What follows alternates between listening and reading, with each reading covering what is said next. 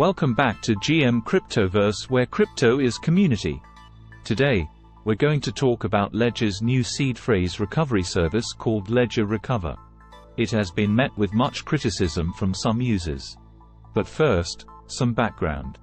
Ledger is a hardware wallet company that allows users to store their private keys in a secure hardware device.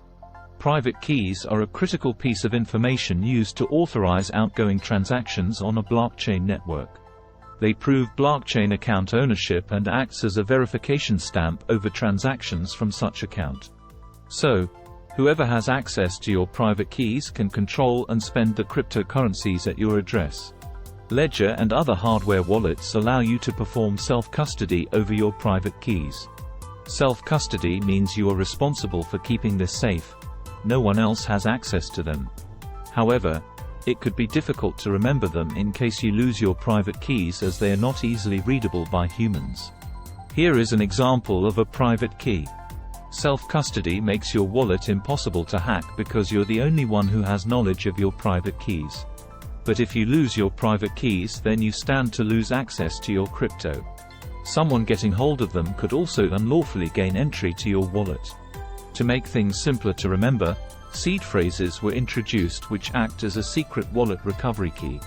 These are a set of random words generated whenever a new wallet is created. It could be a set of 12, 18 or 24 randomly generated words depending on the wallet company. These set of words are inputted to access or restore a wallet and the private keys located within. For Ledger, it's a set of 24 words to constitute the seed phrase. Users are to write this down on a piece of paper or some other means and hide it somewhere safe. Naturally, anyone who finds this piece of paper or secure information can input your seed phrase and gain access to your wallet. This is where the Ledger Recovery Service could prove useful. With that out of the way, we come now to the issue at hand. Ledger's new seed phrase recovery service allows users to store their seed phrases outside of their wallet. This has been met with much skepticism because the concept of self-custody is no longer in play, as others could potentially gain access to your seed phrase. But how does it work?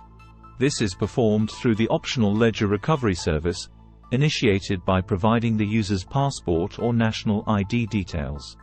A version of your private key is then encrypted, duplicated and divided into 3 fragments. These are then sent out to 3 trusted custodians: Ledger, CoinCover and a third company.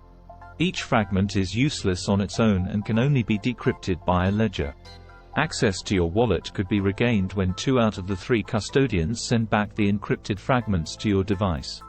These are then reassembled and your private key rebuilt.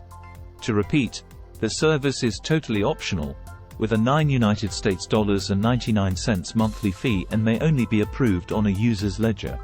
Why are some users concerned about Ledger's optional seed phrase recovery service? Some users are worried that this could make their digital assets more vulnerable to attack. They argue that it is possible sometime in the future for these custodial companies to be hacked. The user's encrypted fragmented private keys could be stolen and hackers could piece together the information. Ledger, after all, was already hacked back in July 2020.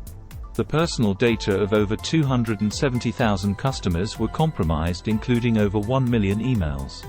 None of Ledger's hardware or software was breached, however, only its customer database.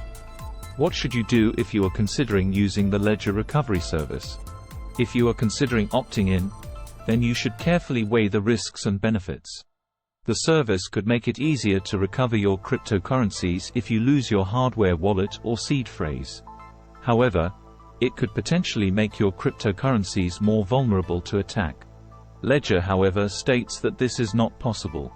Ultimately, the decision of whether or not to use the service is up to you. That's all for today's video. Remember to like and subscribe.